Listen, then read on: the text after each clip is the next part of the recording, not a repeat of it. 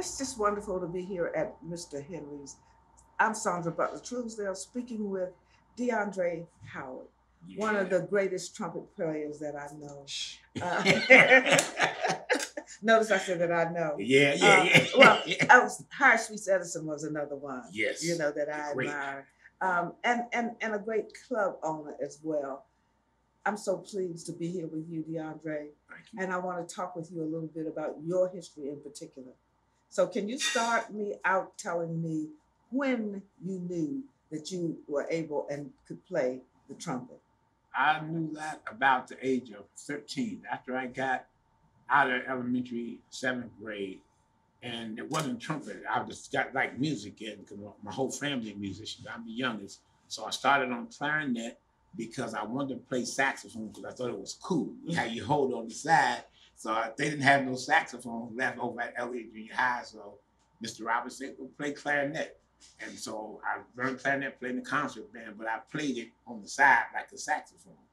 And he didn't like that. And then one of my brothers, Joe Howard, a drummer, he's passed now. But him and his friends found an old raggedy trumpet in the trash can. They brought it home, cleaned it up, came in the house, threw it at me, and I caught it. They said, "You got them big lips, see if you can play this trumpet."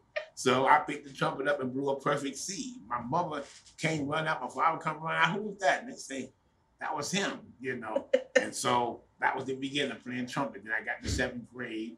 And all in school, you're all through junior high and high school, I played clarinet or played first snare or timpani drum in school. I didn't play trumpet. And then my senior year at Easton, the music teacher and all the other English teachers came and said, "We hear you're a good trumpet player outside of us playing all these #1 bands." So they threatened me. They said, "If you don't play trumpet, first trumpet in the concert band, you ain't gonna graduate." And I believe me, I was still a kid, and they couldn't do that. But they heard so much about me on trumpet, they made me play trumpet, and the rest is history. Played in funk bands, but then when the funk band started coming with the synthesizers, I said, "I don't want to be no teacher. So I said, let me go to jazz, migrate to play jazz music. And that's when I started, playing that and meeting, Ronnie Wells, Steve Novosel, and all them older cats who would cuss me out because I couldn't play no jazz. So they cracked the whip on me, my brother, my cousin Charlie, with all them cats, they stayed on me until I got together. But you play several different genres of music. That's Yeah. one of the things that I know about you. Yeah, and I started in the funk scene. Yeah. That's why people say he's the jazz musician. I said, no, I'm the opportunist musician because when I stopped playing funk was because the synth they stopped using the horn sections in the music.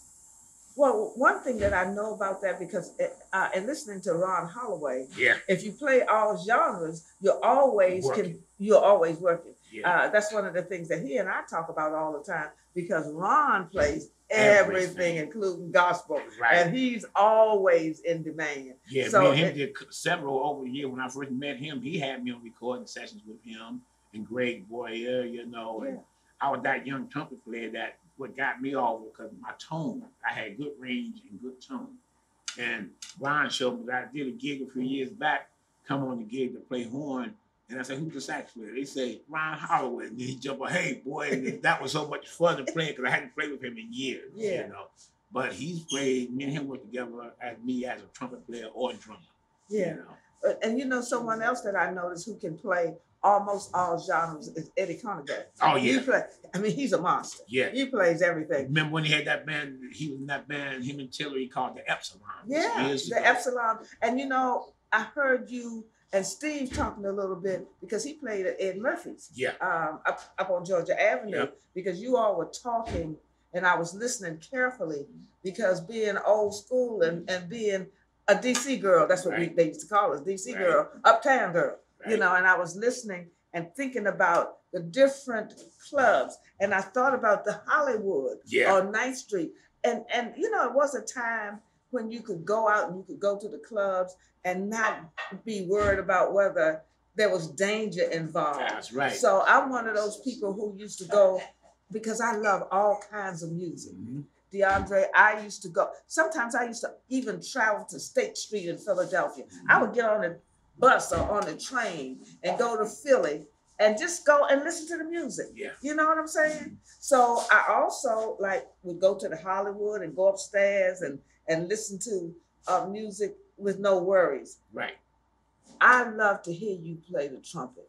So I am always interested in the fact that you play all those different genres of music, especially when we go down to Westminster. Yeah. You know, and I be hearing you really do the get down. Yeah, okay? yeah. I would Dick always compliment me on. He said, "Man, you come out here, you really throw down." I say, "I got to. That's what y'all expect me to do." For real. Know? So I gotta come in there because I done came in there and been sick and had to play while I was sick. But once you get the playing, put the horn to your mouth, all the sickness goes away until you finish the gig. Then it's like, oh. You know. Speaking of being sick, you and I have had several conversations about your health. Mm-hmm. And one of the things that we talked about as far as DC Legendary Musicians is concerned is the things that we do to assist musicians with health and welfare. Mm-hmm. And so just talking about that a little bit, one of the ladies that helps us a lot helped get your Medicaid back intact because you already had it, to get your Medicaid back intact so that you were able to get whatever treatment you needed. So Cheryl Smith. Yeah. So let's talk a little bit about where you are now health-wise. Well, now I've changed my doctor and I'm still in the doctor's care, but they, this new doctor is re-examined because said it was my appendix, and then they never took it out because my blood pressure skyrocketed and I never had high blood pressure. But I think they were just using up my insurance. So I feel normal. Some mornings I wake up and it's not a good day. Internally, I be aching all over. And those mornings I just stay in the house and pray. But the main thing, I'm better because they released me to play my trumpet because I couldn't play my trumpet for a whole year. Mm-hmm. And that was bad because that made me depressed. And I've never been depressed. And I was asking, and they said, well, you sound like depressed. So first thing doctor want to do is give me a whole lot of pills. They had already gave me enough drugs. And I was like, I don't want no more drugs. So I got better after time. And I started, as time went on, started playing my horn slowly. Now I've done several gigs, but I'm better. I'm back to my old self. And everybody say, well, he's getting better because he's talking trash and making us all laugh, Because everybody know I'm gonna talk a whole lot of trash. Yes, you are. If I'm sick, I'm just like this. I have no comment. I have nothing to say. So I'm better now. Well, I'm glad to know that. God will keep me that way. Now let's move on to Alice's. Yeah. Because we were all really disturbed when we thought that Alice was going to close. Well, it was. Yeah. Because with my illness happening, and then she, she's done had. When she had that major stroke, that put her in the nursing home, and then she's in the hospital and touch and go. Now she has, the disease when you can't remember. Dementia. Dementia, yeah. Yeah, so she won't be back. She'll be coming back like her son to bring her to the club. Because when I go to visit her, she got about an hour in her to where she can talk and know what's going on. Not that she's tired. So I was, I didn't want to run this club by myself. And when I got into it, it's been my dream and her dream. So we're there together. Now it's me running everything. And I'm not really, I opened the club because the family asked me to stay and run it and do like I did before. But I'm just, not that interested. But what's getting me interested is people, that everybody wants it. And it's became a legacy in my hometown. Well, me and Shad talk about that all the time. One of the things is we've lost so many of our venues. Yes. And I don't just think, I know that so many of us that love the music, not only the jazz, but music, period. Yes. We're looking for a home for music. That's right. And so it was disturbing to at least not have Alice's there. Oh, my phone was blowing up. Internet, everything, because everybody's like, why are you gonna close? You gotta say, well, I'm sick and I can't do all this, and I was getting something called. That's why I just cut everything off. You know, like they got my new number. But I was just like, because, you know, growing up in this town and being in all the #1 clubs, I remember what Mr. Moore, what Nancy, Mr. Wild would tell me. They say, yeah, boy, you want to, because I was young, I said, I want to open up a club. They like, boy, you don't want to do this, you know. I said, I can handle it. And they saw I could handle it. But after I being sick, and then all the headaches and musicians, me included, you know, but as a businessman, I'm not that temperamental musician no more. But the other musicians are. And just opening that club up and having to deal when you book people in and the musicians come and they got an attitude and all this stuff. And I'm like, for real. Yeah, you know, and they look at me and everybody know I'm quick to say, look here, you know. And they looking to you for everything. And I think that's what people don't understand. And one of the things that I find in promoting music, people, right now I'm getting ready to do something for the neighborhood where I live. And for some reason, people expect for musicians to perform for nothing. For free. And I'm trying to, this is a business. Do you all understand that this is a profession and these people do this for a living? This is not a dog and pony show. That's right. So if you don't have the money, don't expect for them to come and kick and dance and then go home. If you don't have the money, then you go kick and dance. And they get upset with me when I say that, but no, we're not doing it for $0. That's what I tell them. I say, you know, I can't. I'm too old to be coming out playing for free now. I say, now, I come and play for free like when you was telling about that jam session y'all had. If it's a session and I know about it and I'm not tired, not free, I'm coming to the session because I get to see people I haven't seen. Exactly. And then you're jamming, it's nothing but a party. Right. You know, you can leave when you're ready to leave. You ain't got to stay no designated time, you know. So I just tell people, because I mean, the club, people come to like, we're a 501c3 organization. So many organizations come to me and want to give something. The first thing they say, well, I say, well, no, we're a 501. So are we. Yeah. And I say, well, where does that leave us? Because I say, you got to pay me something because I'm not opening this place up because you've been in the club, you've seen all the antique artwork and how the club is done. Beautiful PA system, top flight. I say that stuff don't run off water. Exactly. Know? And then I gotta have a staff on duty to make sure people ain't. And you gotta pay the electric bill. Yes. You know, and the gas bill and the rent and all that stuff has to be paid. Well, a lot of them get mad at me. You know, either then I say, well, look, if you can't afford to pay us, have the party in your apartment or your house, you know. And then they get huff and puff with me, but they always come back. It's okay, bye. Is that what I think? That's what I think. Yeah. But and I tell you the other part of that now. One of the things that I've been doing for the last 5 years is to work real closely with the Kennedy Center to have them to honor the talent of Black musicians in this town. And not just honor their talent, but to pay them and pay them good. Yeah. So I've been working real hard to make that happen. And so now we have done it at the Millennium Stage level for the last 5 years. And now we're moving on into the concert hall. Come on. Because we deserve, because the Kennedy Center happens to be on the property where Black people live. People don't know that. If you don't know, you better ask somebody. Do some research. That was a Black neighborhood that they took and they built the Kennedy Center on that. I remember when they built it. You see? And so having said that, and then Ella Fitzgerald and Billy Taylor and some other Black musicians started to work with the Kennedy Center to do some things for Black entertainers to actually really have a voice there. Right. So having said that, they sort of kind of died out and that fell through the cracks. So I'm doing research to find why did it fall through the cracks? Right. Now, why can't we replace it? Let's do this again.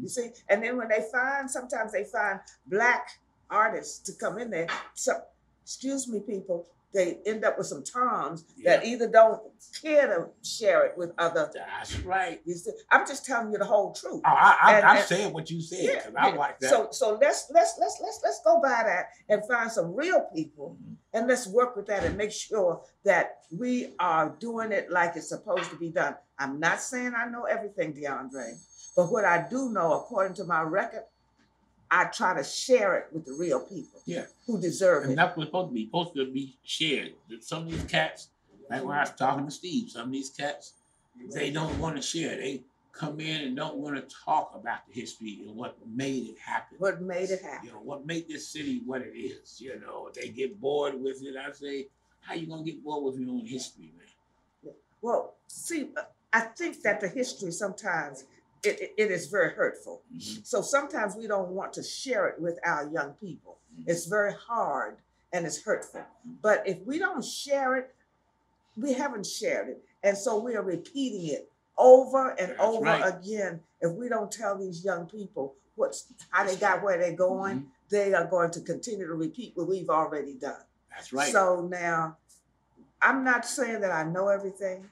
I know what I've lived through. Mm-hmm. I've experienced it firsthand. I didn't read it in a book. Right. I experienced it. Mm-hmm. So all I want to do is make sure that I share it with these young people and that I push them forward so that they don't have to do it again. My sentiments exactly. You know, because they like to come and talk to me. The young people like to talk to me, and I tell them what time it is, what they got to do. And stay woke. Yeah. Wake up. Yeah, stay awake. Because I always, on Facebook, I would post up something about history, and my line was always, wake up, people. Yeah, wake up. Wake up. See what's happening. See, and the other part of that, and I say this to my white friends, Blair Rubel and that whole group, mm-hmm. I say, y'all can't handle the truth. Mm-hmm. You can't. I know you can't, but I'm going to tell it to you anyway. Right. Dude, I'm going to tell it to you anyway, and it's up to you to handle it. Yeah. And I'm not going to stay on that because we're talking about you mm-hmm. and your career. And so I want to know a little bit more about the things that you do because I know, see, you're a rebel like me. Yeah.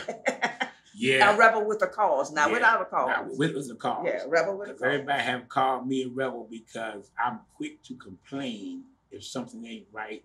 And if I see something that's not right in the club, I go into musicians and tell them. Mm-hmm. But my career just started with the funk, doing the funk, because a lot of the #1 bands in the city from the 60s all the way to the 70s, I had the pleasure of playing with those bands. Mm-hmm. And when I got with the band, the timing was right because they became #1. We were under Dimensions, Bill Washington, Dimensions, and then Charisma Production with the group. We were under all them things and got the artists traveling with those groups. And I was like thrust out there, because back in the day they called me Blow. Mm-hmm. Because the women couldn't remember DeAndrey, so they would always say Diablo. And then Roosevelt, Smith, God rest his soul, and Keith Holmes, all the other musicians, Mike Jones, and them. Me and Mike was in that group, the Matadors together. They say, Diablo, man, you blow horn, we're going to call you Blow. And that name stuck. Because, if I'm walking somewhere, somebody say, Blow, I say, that's somebody from the 70s. Yeah. So, played in all them kind of groups and made money and traveling and stuff. And then as time changed, when those synthesizers came in, because my mother would always say, well, why don't you go to college? I said, I don't want to go to college. I hated school. I graduated, had my honors and stuff. I didn't even walk off the stage because I did a gig with Bobby Womack, in my senior year. So I dropped out. My dad said, you can drop out. Why don't you promise to go back and finish? Mm-hmm. And he said, I'll kill you. And my dad they used to tell you that. Yeah, my dad was a 6-foot tall dude. Mama's 4'11", and she put her arm up like this. I was scared to death. I was like, I'll come back. And I came back and then continued that. And and then when I got into that jazz thing, when I started doing the jazz, learning the jazz, I sucked. Charlie Handel cursed me out. Rick Henderson, all the big boys. I got cursed out on a regular basis. Cousins, brothers, what the heck are you, man? Boy, don't tell nobody you can't until you know how to play that horn. I heard that all the time, And, and then I just had to apply myself. My brother, he'd come in and throw Miles Davis' greatest hits album at me. Listen to this. And then they throw blues charts at me, and I just kept practicing. And then they stopped calling me Little Joe, because everybody called me Little Joe after him. Then they started calling me DeAndrey. And he would say, boy, they talking about you, man, because all the guys are coming talking to me about, man, your kid brother can play pretty good. Yeah, you did. You established yourself. Yeah, I had to pay them dues. Yeah. It wasn't easy. Yeah. And there was plenty of times where I look up and say, Lord, why am I doing this? Yeah, because you know what? I was thinking, as you were talking, I was thinking about my Uncle Blayton, who was a jazz fanatic. As a matter of fact, I still have some of his albums. And this dude used to play jazz. He would play Miles Davis and Higher Sweets Edison. Yeah. And he did that. He played that and played the television at the same time. All of that was going on. You know, Carter Jefferson lived across the street from us. So all that, and Carter was playing the saxophone. And, you know, you could hear Carter on one side, and then you could hear my uncle on the other side, you know, and I was like, oh my goodness, listen to all of this. But on the other side of that, I remember Bill Harris playing guitar. And I also remember the Clovers that, you know, that sang Mint Julep, and all of this was going on around me. So I was hearing all of this music, you know, and in the meantime, I was hearing you, Curtis Pope. Yeah. I was hearing Wilson Pickett. Yeah. All these people I was hearing in my head. So it just gave me a love for all of the music. And in the meantime, I was hearing Happy Am I, Happy Am I, Elder Mishaw marching across the street at 2030 Georgia Avenue, going to Griffith Stadium in the cross choir, the first 150 voice choir going across Georgia Avenue to the baptism. And this may sound confusing to people, but all this music, they asked me in the other interview, where did I start this music? But all this music was in my ear because Elder Mishaw had the first band. You know, most of churches didn't have bands. Tambourine shakers. Tambourine shakers and bands. And Daddy Grace. Yep. Daddy Grace had the baddest trombone band in the world. Yeah. And they still have it. They still, if you go down there on the 22nd of August, they will have convocation in the middle of the street, and they will be playing the baddest music that you ever heard in your whole lifetime. So I can't even explain what that does to you. Oh, well, that does a whole lot, because us growing up, and music grabbed a hold of me when we lived at Kentucky Avenue on East Capitol Street. We lived right across from Lincoln Park. And Bo Diddley used to come to our house, Muddy Waters, and then Hockaday, you know, Al Johnson, all them. Because they, Bruce Marshall, he was a drummer, and he lived on 12th Street. We were at East Capitol, Kentucky. So he had all them guys. Al Johnson would come by and come to the house and play. The musicians, all kind of music was in our house 24/7. Billy Stewart? Yeah. He used to come in there all the time. Greg Gaskins? Yeah, and all them Greg. I remember. And then I was a young guy, so they come in the house. First thing they do, if I'm sitting or standing talking like this, bam, they steal me in my chest. And my mother would start crying. They said, oh, that's gonna make a man out the boy. You know, I hated them. But I got used to, my dad and uncle should do all that stuff to me. But all that music was just so around you so much. And then my mother, she's a piano player, and she would always play, which became one of my favorite songs, So Many Stars, a song that Mendes Brazil 66 did. Everybody else had done it since. And she'd wake us up in the morning, she's playing that and singing it. And that would just wake us up in the morning, you know. Now, Daddy, he wake you up with that blues on the guitar and get the hollering, and you wake up like this, holding your head, and look at him, and in your mind, you're cursing him out, you know. Because you ain't want to hear all that mess early in the morning, you know. But it was just so much fun. I guess that's what made me pick up the harmonica, you know, because, you know, I never thought I'd be no harmonica player, but all of a sudden, a guy named Joe Gatlin, he was working with, because I wonder what happened to him. And years ago, I was living down in Clinton with my brother, and I went to the school to take the kid to school, and they had a band in there. And I was asking him what happened to Joe Gatlin. Who I see up here playing saxophone, Joe Gatlin.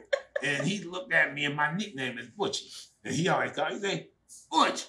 I said, Joe, I was just talking about you. And he played sax, flute, and played a haunting harmonica.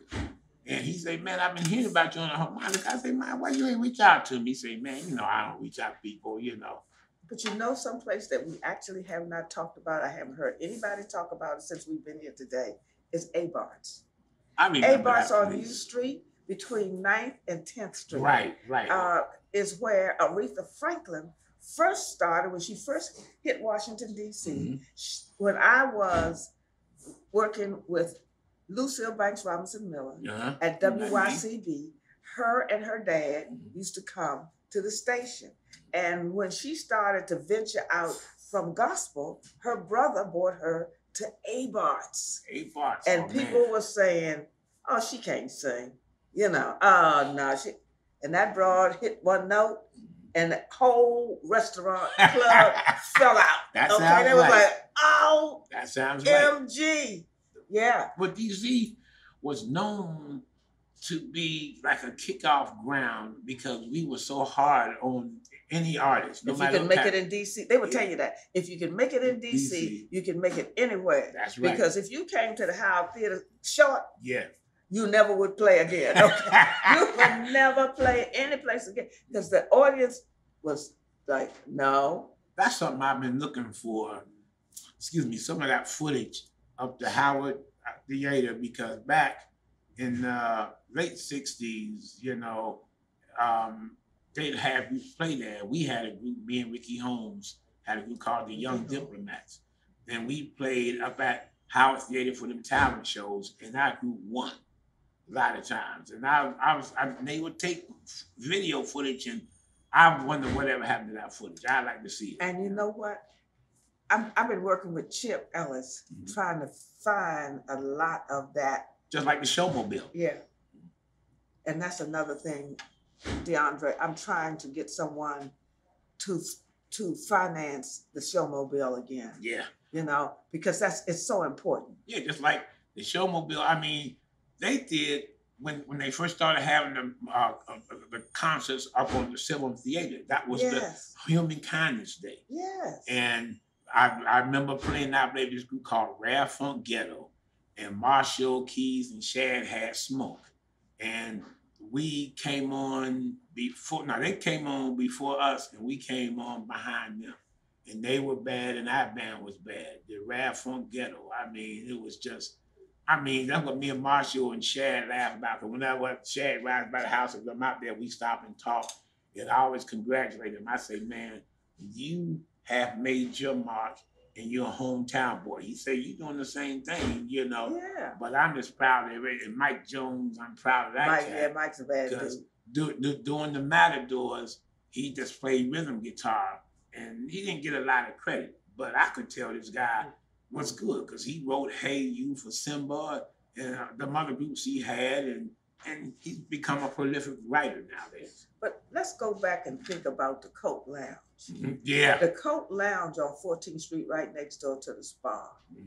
And thinking about Bobby Timmons and Lee Morgan, because I heard Steve mention Bobby Timmons. Bobby Timmons was one of the baddest piano players you ever did hear. Yeah. And Lee Morgan I loved Lee Morgan. I was so sorry when he had that crazy incident. Yeah. But Washington, D.C. was the kind of town that musicians loved to come to. And most of the time they would come here and want to stay. Yeah. They would pitch up a tent and say, okay, this is my home base. As well as Lloyd Price came here and decided to move here. You know, and a lot of musicians did that. And they probably got that from their parents, because my parents told us once we started, you know, going on the road and stuff, once the tour ended, they said, don't come back here. You know, you see the world. So like the first time I went on tour, when the tour ended, you know, after that short thing about Womack, you know, I lived in Portland, Oregon. I lived in Moscow, Idaho. I lived in California, all the continent of the United States, you know, and because I don't want to live. I want to see, the mother and father always said, don't live and die in the city we're born in. Well, here's the thing. Before the developers took over, people used to say, if you can't make it in Washington, D.C., you can't make it anyway because the cost of living was low and housing was low. And I said that in an earlier interview. My mother bought a 7-bedroom house with an attic, full attic, and a full lower level for $14,500 on the corner, detached, 801 Barnum Street, Northwest. Like my parents. So if the cost of living was easy. And so people would come here and they came here because of that. But now that you got involved in the politics and the developers have taken over, now people can hardly afford to live here. Yeah, because that house, we grew up on Kentucky Avenue in East Capitol, big corner house, 3 stories, and it was pink. And my parents owned that house. I mean, it had a full basement, you know, that's where all the music came from. And, I mean, the same thing. I used to have Jackie Lee and them rehearsing in the basement. I know my neighbors were so sick of us. I've been knowing Jackie Lee for a long time. Man. I met him when he was Sir Joe in the Free Throw. Yeah, Sir Joe. Yeah. And they would come and practice in our basement. Yeah. Shh. My uncle had an after-hour joint. So we had everything down there. We had a bar and a you know, the Nickelodeon thing. Yeah. And, oh man, we was really getting down. Back at that time when they practiced in your basement, I was playing with Louis Rogers' band. He had a band called Marie Allen and the Magnificent Seven. Wait a minute, you know who else lived in my bar? Who?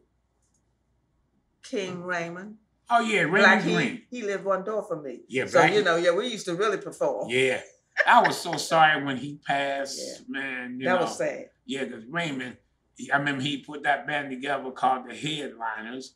And I mean, then I worked with a group with him. I think it was when it was like, I think he was with that group that John L. Gray started Count Boogie and the Funk Festival because me and Ray Thompson, the sax player for Black Heat, we were the horn section of that band. And I keep forgetting about that band because John L. would come out with the black hat and the big old cape, come say Count Boogie, man. And we would just be dying laughing, you know. And when John L. lived over on Potomac Avenue, you know, I lived over East Capitol Street. But see, I forget a lot of them stories. It takes y'all to talk to me and make it clear. Make it come back. Right. You know I said, I played with them, you know, and that was fun. I mean, we did a lot of fun gigs and stuff, but that group wasn't meant to stay together long. But it's a lot of history.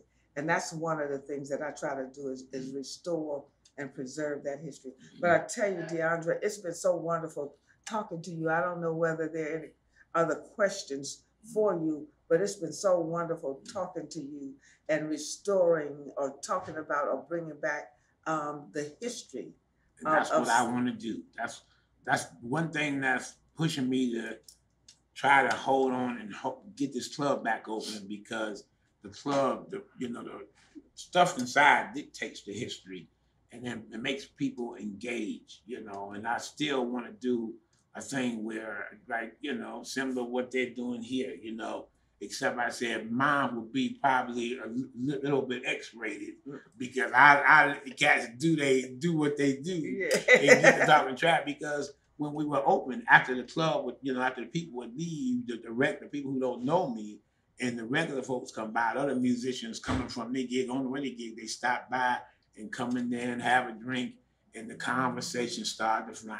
Yeah. And Dr. Alger would say, why don't you record it? And I asked the guy, they said, yeah, D, we trust you, go and record it.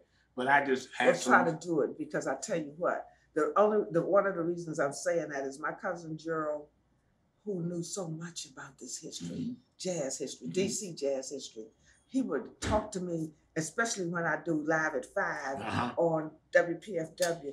After I would get off the radio, he would start to talk, he would call me and talk to me about the different musicians.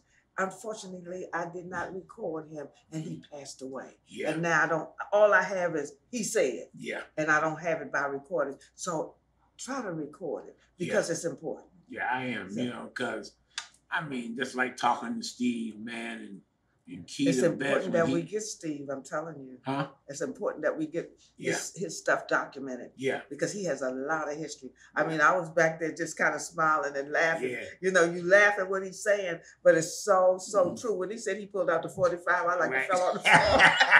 Shout out all the time. I can see that's like when he said, I got a lot of stories, but I can't tell you. I say, yeah, I've heard them stories, you know. And all them cats, they always, when they see me, you know, and you know, they grabbed me, even the lady grabbed me and pulled me and come here, let me tell you something. Started telling me stories. I mean, like, especially when they're real funny stories. I said, look, I gotta get on stage. You start telling me stories, I'm gonna get to laughing on stage in the middle of the song, and they say, you be all right, and then I'm playing, and I look at them, then I bust out laughing in the middle of the song and can't finish the song because what they done told me, it hits me again. Steve and Dick Smith, they both beasts. Yeah. Oh, yeah. Now, Keita Betts had some stories too. I know. You know what? Ooh. Keita, just before he passed, I was managing a club on 14th Street, and he came and he told me so much stuff. He had me almost on the floor laughing. He was so funny. He could just tell you some story, you know, and I was in awe because he had played with so many people. Yeah. And the way that he would tell the story was just, oh yeah, oh my God. The next day he died because I saw him up at Artscape up in Baltimore. Yeah. And he was playing. He said, Andre, what you gonna pass? I'm here, my lady, she's vending. He said, you got your horn with you? I say, nope, I didn't bring my horn. And he does, because him and Shirley used to always say, you better put a raggedy trumpet or something in your car. Keep a horn with you all the time because you never know when somebody's going to call you for a gig. And then he told me he was going to be at that theater on 450 over there in Bladensburg the next day. And he said, come on by. I was going to come by. And then woke up that morning and heard he had died. Yeah. You know, I was like, he was a cool cat. Yeah. And he told me what he had when we did that thing for Quincy Jones and Clarence Atman at the Sheraton up there on thing, and Bill Clinton was president. He came, they had security and all that. And Keita, he's paying us so much money. And, you know, when I just started, you know, getting in the suit, but I had them little cheap $99 suits, and they had the big cameras on me and stuff, and the producers, I'm on drums, and, you know, Keita just put the band together. Wes and Vincent Smith was on the piano and bass. And I'm sitting on the drum with my suit on. The producer came to me and said, drummer, take that cheap jacket off. Because I had my tie and shirt. They said, do that because the lights was showing that suit up, man, you know. And then Keita came to me after we did the recording, you know, the first set. He say, Andre, I'm paying you big money. Stop going to the little Spanish stores. He say, go to Joshua Banks or Men's Warehouse. And then Wes and Vince, they had that Teller guy making their shirts and their suits. So I started doing that. But Keita would laugh every time he see me. After that, I started, you know, dressing real good. And that got me into noticing, you know, when new anchor people come on TV, they had them cheap suits. And then once they started getting good and get their money, they had to toss them suits out because you're on camera. You got to get some real clothes. Yeah, real clothes. And I tell all the young musicians when I was doing the Utopia all them years, you know, Elijah and Elliot Sepper, they would come in there with tennis shoes on, look like they got the tennis shoes from their daddy when he was a kid. And Vince Smith would always say, look, now all my guys sitting there, but tell them they got some clothes. So when they come in, Elijah and all them tell the story. When somebody talk about me, they say, when I first met DeAndrey, came and said, and first thing he looked at me and say, you got any clothes? Because I say, don't come in here looking like this on my gig. Because when we play, if we are not got it, we don't have a jacket on, we look like the professionals you say you are. And I would tell them, you know, and they, you know, when you see them now, they since we haven't been gigging a lot, you know, back gigging, they gone back to raggedy, but they dress much better than they did. They should come in the joint looking like a ragamuffin. Well, I used to say this, and I used to tell the ladies that I work with, if I want to see somebody who look like me, and I come to the show to see fashion. That's right. If I want them to look like me, I just can go home and look in the mirror and say to myself, see?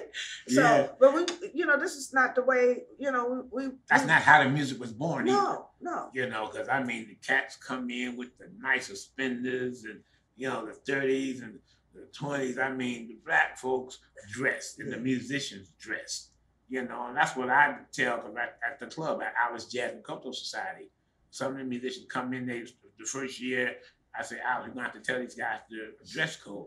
Wow, they're grown men. I say, they're trying to mix everything with the teenage stuff. I had to tell one bass player came with boat shoes and one of them plaid shirts, you know, you know, the bass player's name, I can't think of his name. Don't tell his name. Yeah, but everybody know I'm that rebel like you. I know. I tell him, you know, Yeah. the guy, he got mad. I said, well, you got a choice. Either you go find something to put on, or you won't play here. And the whole band will kick your butt because you in the day gig. Because I said, look in the audience. All the women were dressed nice, you know, and most of the men wear a pair of jeans or something. But on stage, you got tennis shoes on, the tongue hanging out. I don't want to see that. Yeah. I say, put some clothes on, because I don't perform like that. Right. When I come out and go hear somebody, they say, hey, man, come on and sit in. If I'm dressed too raggedy, I'm not going to play because I don't feel good. I mean, I'm dressed, you know, just bummed out. I don't want to get on stage and play because I'm not going to play my best, no matter what the people say and think. I know I'm not playing my best because the people in the audience look better than me. Yeah. And you're taught to, you look good, you feel good. And I think that's a fact. Yeah. You have to, but you have to be an example sometimes so that people can aspire, so they can aspire to something. But now I think it's been such a pleasure talking to you and learning more about you. I love interviewing anyway. Yeah. And one of the things that I know both of us like to do, we both like to talk. Yes. So well, everybody know I don't like to talk. I always say that on stage, you know, people, when I come up on and I'm playing and I say a couple words and then I say, y'all know I don't like to talk. Here everybody say shit. And that's a fact, Jack. Yeah, that's a fact. My mother and father, I mean, as a kid, I didn't start talking till I was 4 years old. They took me to the doctor. They thought something wrong with me. Doctor, they know I'm me talk. And then when I started talking, my whole family said, we can't get that fool to shut up now. I mean, I just didn't want to talk. That's why, you know, and I didn't coin that phrase to be funny. I was honestly telling people, I don't like to talk. And they say, well, you do talk. I say, people put me in a position to talk, so I have to talk. But they just fall out laughing when I say, y'all know I don't like to talk. The whole crowd start laughing. Yeah. Right. But what I do want to do is I want to thank Herb Scott and company for inviting all of us over to share this history, wonderful history of Washington, D.C. and the music of Washington, D.C. and let them know how much I appreciate this. And it's going into the D.C. Public Libraries, and I'm grateful for the documentation of this history. So with that, we're going to end the interview, and we can, move on to something else. Yes. Thank you so much, DeAndrey, for talking to me. I appreciate you. Anytime. All right. Okay. Jazz. And some more. Yeah. Anything else is uncivilized. I got that part from Miles Davis. Saw him. Miles is a funny dude too. Yeah, he was. And I'm gonna tell you this. And this is not on. I'm sorry. No, go ahead. This is not on. I don't know whether this is on camera or not. But look, one day Miles was at the Howard Theater, and so I came in and I paid my little 90 cents, sat down, and Miles came on, and you know what he did? He did that turn your back thing. He did is turn his back to the audience, and was playing the horn. And I said, I know I didn't pay my 90 cents, and he turned his back to me. So I got up, got my went back to I want my 90 cents back. I refuse to pay 90 cents. Look, like 90 cents is a whole lot of money. I refuse to pay 90 cents. And this fool turned his back while he was playing his horn. And so they looked at me like I was a lunatic. 90 cents? I'm gonna tell you, I remember you back in the day. Okay, don't tell it all. Nah, but I mean, you know, she's one of them fine ladies. As a young boy, you know, I'm a young teenager, and see the fine lady like y'all. Now I be looking, and everybody say, "Man, you don't even look. You too young," you know. But you know how when you're young, you're looking at the older women, man, and they come and you was coming there styling you and your people, all your crew, and I see Ed Murphy Supper Club. Yeah, I did. Because they would let me in that. They tell me, go in there and